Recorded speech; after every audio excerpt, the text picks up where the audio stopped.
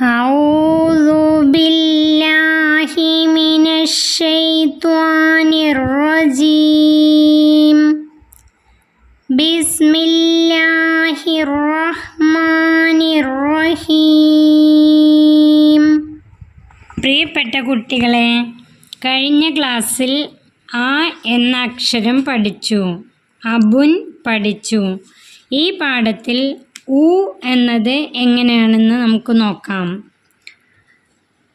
അൽ വഹദത്തുൽ ഊല ഉ ഉ ളു യു ഉസുൻ ഉസുൻ ഉ ഉ ളു യു ഉസുൻ ഉസുൻ ഉസുൻ എന്ന് പറഞ്ഞാൽ ചെവി എന്നാണ് അർത്ഥം. ബാക്കി വായിക്കാം. ഉ ഉ ളു യു നുൻ നുൻ ഉസുനുൻ ഉസുനുൻ ഉ ഉ മുൻ മുൻ ഉമ്മുൻ ഉമ്മുൻ ഉ ഉ റ റ ബുൻ ബുൻ ഉറബുൻ ഉറബുൻ ആ ആ ഉ ഉ ആ ആ ഉ ഉ നക്റ വായിക്കുക.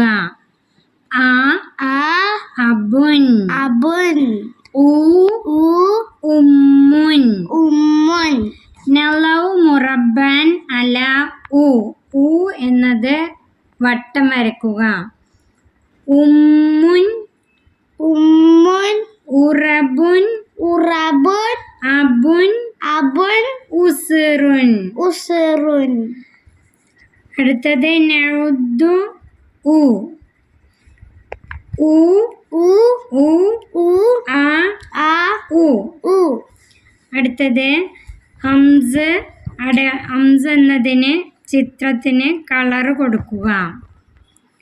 അടുത്തത് നർസും തന്നിരിക്കുന്നത് പോലെ എഴുതുക. അടുത്തത് നക്തുബ് ആ ആ ഉ ഉ ഹംസ് ഹംസ് അതുപോലെ എഴുതുക, 5 വരി എഴുതുക.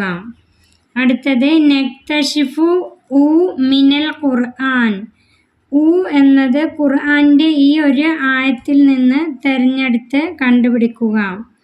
വമാ ഉരീദു അൻ ഉഖാലിഫക്കും ഇതിൽ എത്ര ഉ ഉണ്ട്?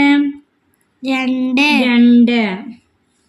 ഈ പാഠം ഇവിടെ അവസാനിക്കുന്നു. അലിഫ് എന്ന അക്ഷരമെൻ്റെ മനസ്സിൽ ഓർമ്മിപ്പിച്ചല്ലാഹുവിനെ, അവനോടാണ് എന്നുടെ പ്രാർത്ഥന, അവനാണ് എന്നുടെ സൃഷ്ടാവ്.